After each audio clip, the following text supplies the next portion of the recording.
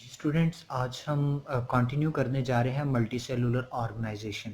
Students, हमने अपनी previous lecture में बात की थी मेजर ग्रुप्स ऑफ ऑर्गेनिज्म, जिसमें हमने पढ़ा था कि prokaryotes, protist, fungi, plants, animals, और हमने फिर बात की थी कि ये सारे के सारे ऑर्गेनिजम्स सेल्स के साथ मिलकर बनते हैं। फिर हमने उसमें बात की थी कि सेल्स हमारे पास टू टाइप्स के हैं, प्रोकैरियोट्स एंड यूकैरियोट्स। एंड जो सेल्स मतलब प्रोकैरियोट्स हैं उनमें क्या होता है, प्रोकैरियोट सेल्स उनमें न्यूक्लियस नहीं होता और वो एक ही सेल के साथ मिलकर बनते हैं, और उन्हें उनकी हमने मिसाल देखी थी बैक्टीरिया एंड साइनोबैक्टीरिया। तो स्टूडेंट्स, वीडियो के चलते चलते हम आपसे एक रिक्वेस्ट करेंगे कि अगर आपने हमारे इस चैनल को अभी तक सब्सक्राइब नहीं किया तो हमारे इस चैनल को ज़रूर सब्सक्राइब करें और साथ ही बेल आइकन को प्रेस करें ताकि हम जो भी वीडियो अपलोड करें आप तक बर वक्त पहुँच सके। तो जी स्टूडेंट्स, हम बात कर रहे थे सेल्स की टाइप्स की, प्रोकैरियोट्स एंड यूकैरियोट्स। तो जो प्रोकैरियोट्स हैं उनमें न्यूक्लियस नहीं होता। दूसरी बात, उनका जो वो पूरा ऑर्गेनिज्म है वो एक ही सेल के साथ मिलकर बनता है, और इसकी हमने एग्जांपल देखी बैक्टीरिया एंड साइनोबैक्टीरिया। दूसरी हमने बात की थी यूकैरियोट्स की। अब यूकैरियोट्स क्या होते हैं, इनमें आपका जो है न्यूक्लियस होता है, और वो एक सेल नहीं, एक से ज़्यादा सेल्स के साथ मिलकर बनते हैं, यानी मल्टी सेलुलर होते हैं। प्रोकैरियोट्स क्या होते हैं, प्रोकैरियोट्स आपके यूनिसेलुलर होते हैं, और जो आपके यूकैरियोट्स हैं वो मल्टी सेलुलर होते हैं। ठीक है, और इसकी हमने एग्जांपल देखी थी यूकैरियोट्स की, वो थी प्लांट्स एंड आर्ग वो एनिमल्स। उसके बाद हमने आगे बात की उसकी फर्दर सेल्स की ऑर्गेनाइजेशन की। तो सेल्स की ऑर्गेनाइजेशन में हमने पढ़ा था यूनिसेलुलर, फिर हमने पढ़ा कॉलोनियल ऑर्गेनाइजेशन और मल्टी सेलुलर ऑर्गेनाइजेशन। हमने यूनिसेलुलर ऑर्गेनाइजेशन को भी डिटेल से स्टडी किया और उसके बाद कॉलोनियल ऑर्गेनाइजेशन को भी डिटेल से स्टडी किया।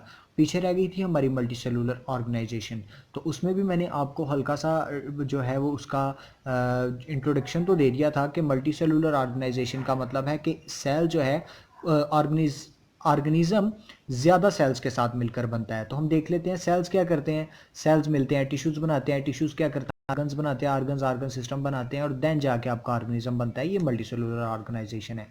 इसके हम एग्जांपल में बात करें कि कौन है जो सेल्स फिर टिश्यूज़ बनते हैं, आर्गन बनते हैं, फिर ऑर्गन सिस्टम बनते हैं। तो इसमें हम दो मिसालें लेते हैं, एक है मस्टर्ड प्लांट और दूसरा है फ्रॉग। सबसे पहले हम स्टडी कर लेते हैं मस्टर्ड प्लांट को।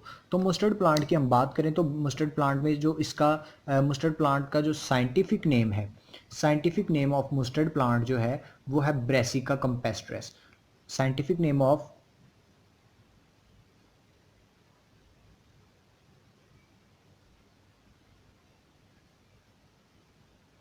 साइंटिफिक नेम क्या है, ब्रेसिका कैम्पेस्ट्रेस। स्टूडेंट याद रखिएगा, जब भी आप साइंटिफिक नेम लिखते हैं तो आप दो नेम लिखते हैं, पहला नेम हमेशा कैपिटल होगा और जो सेकंड है वो स्मॉलर होगा। ठीक है। दूसरी बात इसकी क्या है कि ये जो मस्टर्ड प्लांट है इसकी प्रॉपर्टीज़ में हम अगली बात करें तो ये बीज इसका जो है इसको कब बोया जाता है, सॉन इन विंटर, सर्दियों में इसको बीजा जाता है, और इसके जो बीज जो प्रोड्यूस होता है वो विंटर के एंड में, सर्दियों के एंड पे produces seed at the end of the winter. ठीक है। अब तीसरी बात, यानी पहली बात हमने क्या की कि मस्टर्ड प्लांट का जो साइंसी नाम है वो ब्रेसिका कैम्पेस्ट्रेस है। दूसरी बात, इसको सर्दियों में बीजा जाता है और इसका जो बीज जो प्रोड्यूस होता है वो जो पैदा होता है, इसकी जो पैदावार है वो सर्दियों के आखिर में ली जाती है। ठीक है। इसकी तीसरी बात जो है, इसकी जो वेजिटेबल, इसकी जो बॉडी है, द बॉडी ऑफ प्लांट, ये the plants body, the body of plants जो है, ये इसकी जो बॉडी है इज़ यूज्ड, इसको इस्तेमाल किया जाता है, यूज्ड एज वेजिटेबल, सब्जी के तौर पर भी इस्तेमाल किया जाता है, और इसकी जो बॉडी है उससे आप एंड फॉर एक्सट्रैक्टिंग ऑयल, इससे आप ऑयल भी निकालते हैं जिसको आप सरसों का तेल भी कहते हैं। ठीक है। चौथी बात, यानी पहली बात इसका नाम साइंसी नाम जो है ब्रेसिका कैम्पेस्ट्रिस है। दूसरी बात, इसको सर्दियों में बीजा जाता है और एंड पर ये अपना बीज फल मतलब ये उगता है सही तरीके से। तीसरी बात जो थी, इसकी बॉडी सब्ज़ी के लिए, इसका जो पत्ते हैं, इसकी जो जिस्म है वो सब्ज़ी के लिए और तेल निकालने के लिए इस्तेमाल किया जाता है। चौथी बात जो है वो बड़ी इंपॉर्टेंट है कि इसके जो बॉडी के पार्ट्स हैं वो दो होते हैं।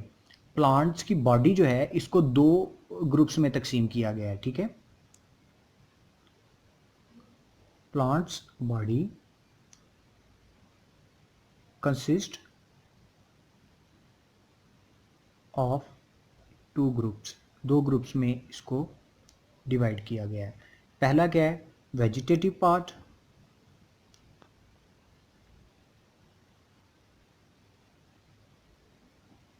और दूसरा क्या है, दूसरा आपके पास है रिप्रोडक्टिव पार्ट।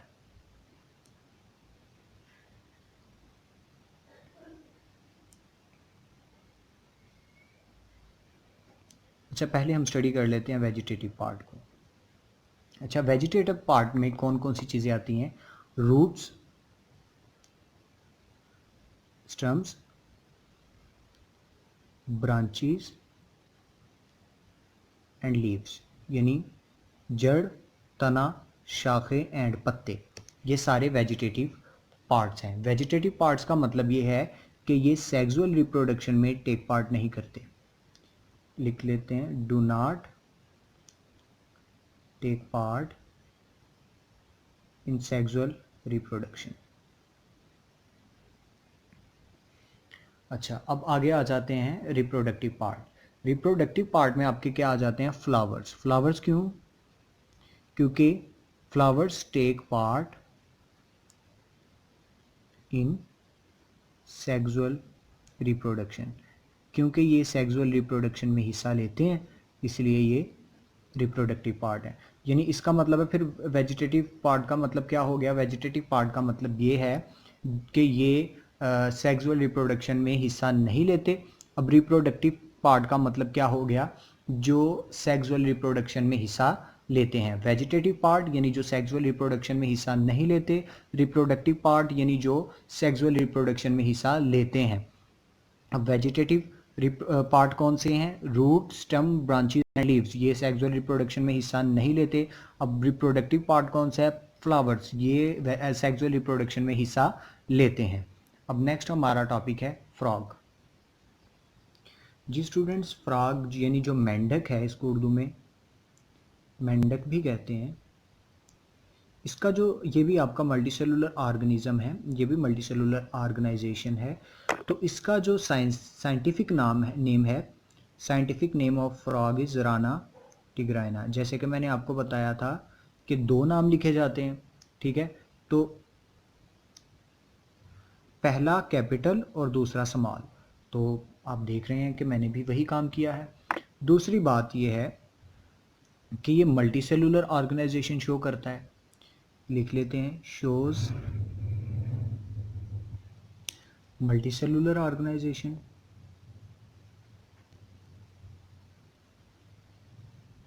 जैसे कि हम पहले भी बात कर चुके थे कि फ्रॉग क्या है, मल्टीसेलुलर है। तीसरी बात क्या है, इसकी जो बॉडी है, the body of frog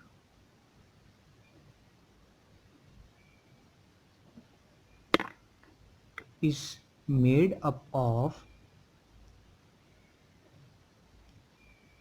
organ system. Organ system आपको बड़ा बयान कर चुका हूँ, बड़ा बयान कर चुका हूँ, अब आपको आना चाहिए। मेरा ख्याल है कि सेल्स मिलते हैं तो क्या करते हैं, टिश्यूज़ बनाते हैं, टिश्यूज़ मिलते हैं, ऑर्गन बनाते हैं। जब खास ऑर्गन जो एक ही काम करते हैं, यानी एक पूरे काम को सर अंजाम देते हैं, तो वो एक सिस्टम बन जाता है, वो ऑर्गन सिस्टम है। तो फ्रॉग की बॉडी के सारे मतलब ऑर्गन जो हैं वो अलग-अलग काम से मुंसलिक हैं। जैसे खाना खाने का काम है और उसको हज़म करना, ये सारे ऑर्गन मिलकर एक काम करेंगे, हज़म करना। यानी माउथ आपका खाना खाएगा, वो एसोफेगस स्टोमिक तक खाना पहुंचाएगा, स्टोमिक उसको आगे स्मॉल इंटेस्टाइन, लार्ज इंटेस्टाइन तक पहुंचाएगा। फिर ये तरीकाकार है सारा, ये मिलकर काम करते हैं, ठीक है। अच्छा, ईच ऑर्गन सिस्टम, जाहिर बात है मैं आपको आगे बता चुका हूँ कि हर ऑर्गन सिस्टम जो है, इसका मतलब है each organ system consist consist जो करता है वो किस पे करता है फिर, रिलेटेड ऑर्गन्स पे, यानी एक जैसे काम करने वाले ऑर्गन्स पे। ऐसा तो नहीं ना कि खाने की मतलब खाना हजम करने वाला काम है तो उसमें आप क्या करेंगे, सांस लेने वाले ऑर्गन्स को इंक्लूड कर देंगे, ऐसा तो नहीं हो सकता। यानी अब आपके खाना हजम करने में आपके नाक का कोई काम है, बिल्कुल नहीं है, आप इसको तो इंक्लूड नहीं कर सकते, ये तो रेस्पिरेटरी सिस्टम में इंक्लूड है, ठीक है। अब उसके बाद all the organs are made up of specific tissues, यानी ये खास किस्म के टिश्यूज के साथ मिलकर बनते हैं, और उन टिश्यूज के नाम क्या हैं, एक मिसाल के तौर पर एपिथेलियल, एपिथेलियल टिश्यूज, हर बॉडी खास किस्म के टिश्यूज के साथ मिलकर बनी है, muscular tissues, nervous tissues etcetera, ठीक है। तो ये हमारा आज का कंप्लीट हो गया मल्टीसेलुलर ऑर्गेनाइजेशन भी, ठीक है। तो स्टूडेंट्स फिर से रिक्वेस्ट है कि अगर आपको हमारी ये वीडियो पसंद आई हो तो हमारी इस वीडियो को लाइक कीजिए, शेयर कीजिए, कमेंट कीजिए, और हमारे इस चैनल को सब्सक्राइब कीजिए, और साथ ही बेल आइकन को प्रेस करना मत भूलिएगा, ताकि हमारी हर वीडियो आपको बर वक्त पहुँचे और आप उससे फ़ायदा उठा सकें। तो शुक्रिया, खूब तैयारी कीजिए, और इसकी एडिशनल जो डेफिनेशंस हैं वो मैं अपलोड कर दूंगा, आप तक पहुंचा दूंगा। तमाम एडिशनल डेफिनेशंस जैसे कि स्पीशीज़ की डेफिनेशन, हैबिटेट की डेफिनेशन हो गई, एपिथेलियल एंड ग्लैंडुलर और मस्कुलर नर्वस टिश्यूज़ वगैरह की, ये सब डेफिनेशंस जो है मैं आप तक पहुंचा दूंगा, अपलोड कर दी जाएंगी। तो आप अपना ख्याल रखिए और हमारे इस चैनल को ज़रूर सब्सक्राइब कीजिए। और नेक्स्ट हमारा जो इस चैप्टर नंबर 1 के लिए है, एडिशनल डेफिनेशंस हैं जो इम्पोर्टेंट डेफिनेशंस हैं, जिसके साथ आपकी क्लियरेंस है, जैसे कि प्रोकैरियोट्स की डेफिनेशन, यूकैरियोट्स की डेफिनेशन। मेरा ख्याल है अभी तक आपका वैसे ये कॉन्सेप्ट तो क्लियर हो गया होगा, लेकिन फिर भी एहतियातन आप तक ये जो डेफिनेशंस हैं वो पहुंचा दी जाएंगी। तो तब तक हमारी इस वीडियो को लाइक कीजिए, शेयर कीजिए, कमेंट कीजिए, और जल्द ही हम केमिस्ट्री का जो है वो जो है सेशन एक लेके आ रहे हैं 9th क्लास की केमिस्ट्री को, हम जल्द जो है वाइट बोर्ड पर आप तक पहुंचा रहे हैं टीचर्स के ज़रिए से, बेहतरीन टीचर्स के ज़रिए से। तो आप तब तक हमारे चैनल को सब्सक्राइब कीजिए। तो खुदा हाफिज़।